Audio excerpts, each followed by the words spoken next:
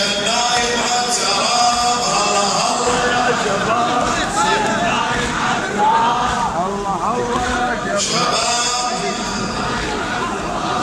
الله الله يا اخواني ولا تدافع اخواني جزاكم الله خير للحرم الشريفه ما قصرتوا عن الاسره عن اسره آل الحكيم تتشكر من الجميع من مكاتب العلماء من مكاتب المرجعيات الى الطلبه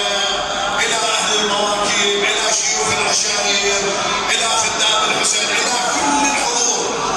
والذين لم يستطيعوا المجيء